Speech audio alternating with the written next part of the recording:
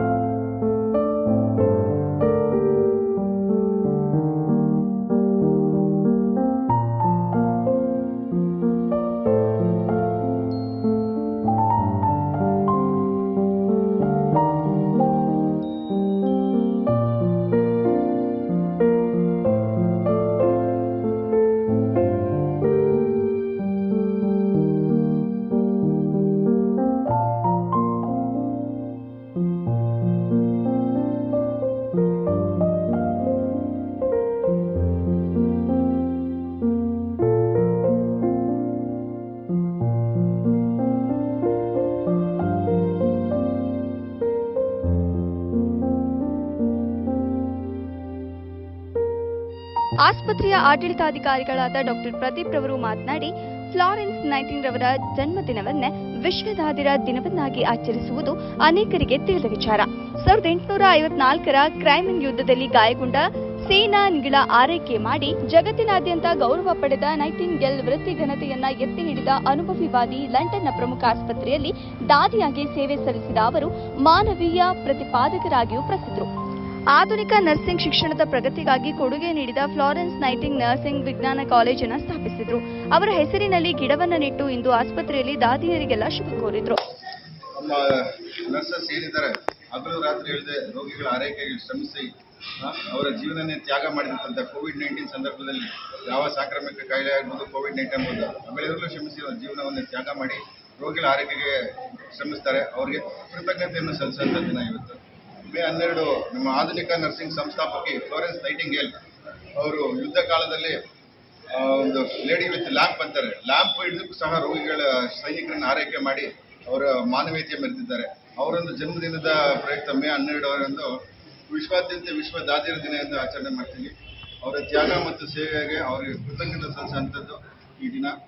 ಅವ್ರಿಗೆ ಎಷ್ಟು ಹೇಳಿದ್ರು ಡಾಕ್ಟ್ರು ಔಷಧಿಗಳನ್ನ ಸೂಚಿಸ್ಬೋದು, ಆ ಔಷಧಿಗಳನ್ನ ಹಗಲು ರಾತ್ರಿ ರೋಗಿಗಳಿಗೆ ನೀಡಿ ಅವರಿಗೆ ಸಾಂತ್ವನ ಹೇಳಿ ಅವರ ಆರೈಕೆ ಮಾಡುವಂಥದ್ದು ನರ್ಸ್ಗಳು.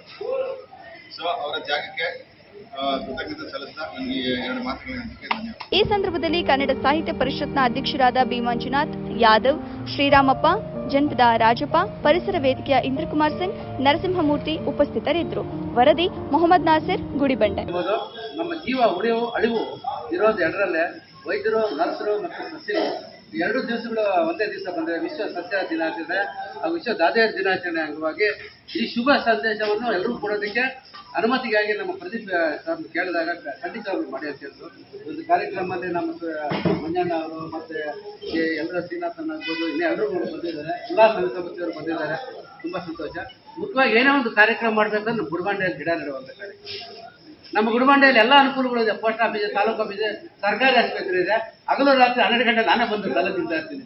ಏನೇ ರೋಗಗಳು ಬಂದರೂ ಪಾಪ ಸಿಸ್ಟರ್ಸು ಅವರು ಎದ್ದಿದ್ದು ಅವ್ರಿಗೆ ಏನು ಬೇಕೋ ಮಾಡಿ ಸೇವೆ ಮಾಡುವಂಥ ಮಹಾ ಕಾರ್ಯದಲ್ಲಿ ತೊಡಗಿದ್ದಾರೆ ಹಗಲು ರಾತ್ರಿ. ಯಾಕೆಂದರೆ ನಮಗೆ ನಿದ್ದೆ ಇರುತ್ತೆ, ರಾತ್ರಿ ನಿದ್ದೆ ಹೋಗ್ತೀವಿ, ಅವ್ರಿಗೆ ರಾತ್ರಿ ಆಗಲು ನಿದ್ದೆ ಹೋಗ್ತಿರೋಂಥ ಕೆಲಸ ಅಂದರೆ ನಮ್ಮ ದಾದಿಯರದು ಮತ್ತು ವೈದ್ಯರದು. ಅವರು ನಿಜವಾದಂಥ ದೇವರು, ವೈದ್ಯೋ ದೇವ ಅಂತಂದರೆ ಅದಕ್ಕೇನಂತ ಸಿಸ್ಟರೋ ದೇವ ಅಂತ ಹೇಳ್ಬಿಟ್ಟು ನಾವು ಕರಿಬೇಕಾಗುತ್ತೆ. ಅದಕ್ಕೆ ಈ ಒಂದು ಅವಕಾಶ ಕೊಟ್ಟಿದೆ. ನಾವು ಸೇರಿ ಜೊತೆಗೆ ಅವ್ರಿಗೆ ಗೌರವ ಕೊಡೋದು ನಮ್ಮ ಆತ್ಮಗೌರವ. ಯಾಕಂದರೆ ಸಾರ್ವಜನಿಕರೆಲ್ಲ ನೋಡಿ ಸೇವೆ ಪಡ್ಕೊಂಡು ಸಂಘ ಸಂಸ್ಥೆಯವರು ಅವ್ರಿಗೊಂದು ಸೇವೆ ಮಾಡೋದು ನಮ್ಮೆಲ್ಲರ ಆದ್ಯ ಕರ್ತವ್ಯ ಅಂತ ಹೇಳ್ತಾ, ಮತ್ತು ಈ ಒಂದು ಕಾರ್ಯಕ್ರಮದಲ್ಲಿ ಗಿಡ ನೆಡುವ ಕಟ್ಟಿದ್ದಾರೆ. ಆ ಗಿಡ ಯಾವ ರೀತಿ ಬೆಳೆಯುತ್ತೋ ನಿಮ್ಮ ಮನಸ್ಸು ಆ ರೀತಿ ಇರಲಿ. ಇನ್ನು ಗುಡಿಬಂಡೆಯಲ್ಲಿ ಒಳ್ಳೆ ಸೇವೆ ಮಾಡಿ ಇಡೀ ನಮ್ಮ ಹೆಸರು ಕೂಡ ಇಡೀ ರಾಜ್ಯಕ್ಕೆ ಆಗಬೇಕು. ನಮ್ಮ ಗುಡಿಬಂಡೆ ಅನ್ನೋದು ಎಲ್ಲ ರಂಗದಲ್ಲೂ ಇದೆ. ಈ ಒಂದು ಅವಕಾಶ ಕೊಟ್ಟಿದ್ದಕ್ಕೆ ಎಲ್ಲರೂ ಕೂಡ ಅನಂತ ಧನ್ಯವಾದ ಅರ್ಪಿಸ್ತಾ ಇದ್ದೀವಿ. ಜೈ ಹಿಂದ್, ಜೈ ಕರ್ನಾಟಕ. ನಮ್ಮ ಆಡಳಿತ ವೈದ್ಯಾಧಿಕಾರಿ ಪ್ರದೀಪ್ ಸರ್ ಅವರಿಗೆ ಎಲ್ಲರ ಪರವಾಗಿ ಧನ್ಯವಾದಗಳನ್ನು ಅರ್ಪಿಸ್ತಾ ಇದ್ದೀವಿ.